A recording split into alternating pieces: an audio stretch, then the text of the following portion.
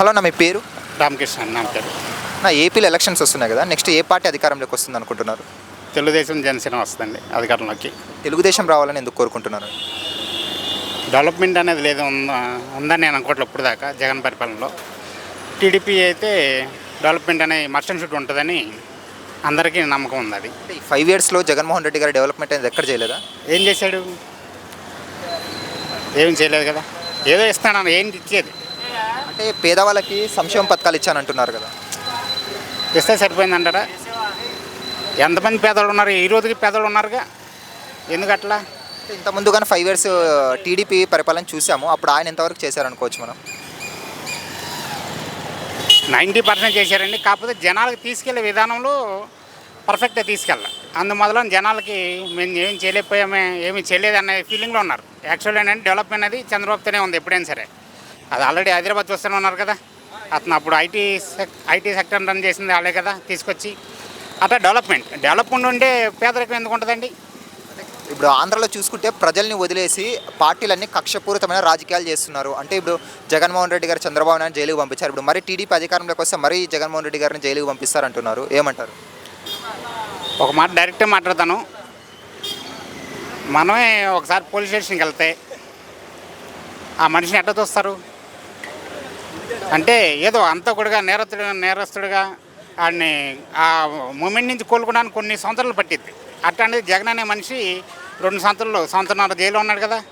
అట్లాంటి రోడ్డుకి మనం ఓటేసి గెలిపించినందుకు మనకు సిగ్గు ఉండాలి, అంతే కదా. ఇది నిజం, ఫ్యాక్ట్ నిజం. ఇది కనుక అందరూ దృష్టిలో పెట్టుకుంటే అసలు ఎవరికి ఓటేయాలి, ఎవరికి ఓటేయకూడదు అనేది అదే తెలిసిపోయింది. ఇప్పుడు నేనే ఉన్నాను, ఫర్ ఎగ్జాంపుల్ నేనే ఇప్పుడు పోలీస్ స్టేషన్కి వెళ్ళితే నన్ను నా చుట్టుపక్కల ఎంతమంది ఏ విధంగా అనుకుంటారు? వైఎస్ షర్మిల గారు వాళ్ళ అన్నకు ఆపోజిటే వచ్చారు. అంటే వాళ్ళిద్దరికి గేమ్ ప్లానా ఏమన్నా, లేకుంటే నిజంగానే అన్నకు ఆపోజిట్గా వచ్చారా అని?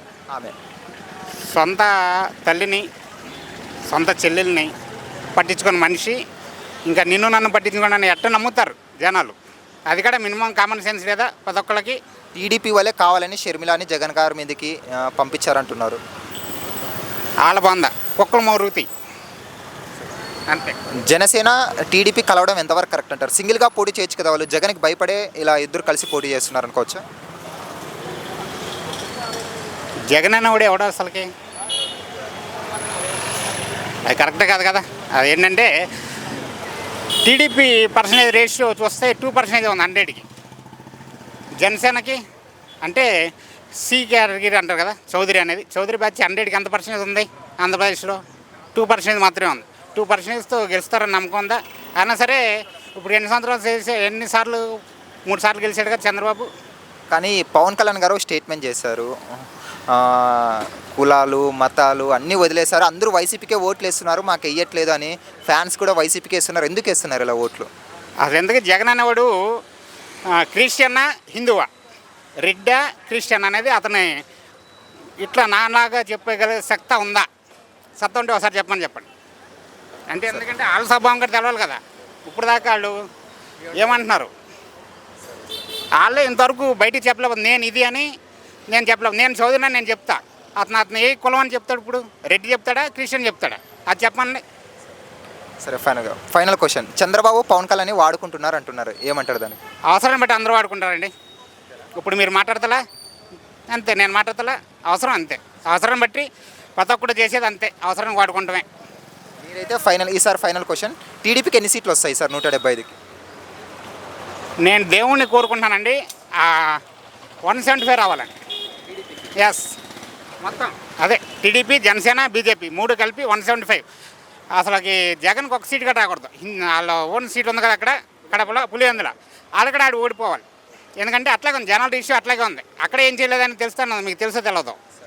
థ్యాంక్స్ అన్న. రైట్, మంచిదండి. హాయ్ ఫ్రెండ్స్, మా ఫ్యూచర్ టుడే ఛానల్ చూస్తున్నందుకు చాలా థ్యాంక్స్. మరిన్ని లేటెస్ట్ వీడియోస్ కోసం వెంటనే సబ్స్క్రైబ్ చేయండి. అలాగే ఈ బెల్ని కూడా రింగ్ చేసేయండి. మా లేటెస్ట్ వీడియోస్ నోటిఫికేషన్స్ అన్నీ మీ మొబైల్లో వస్తాయి. మా వీడియోస్ మీకు నచ్చితే లైక్ చేయండి, షేర్ చేయండి, నచ్చకపోతే కామెంట్ చేయండి.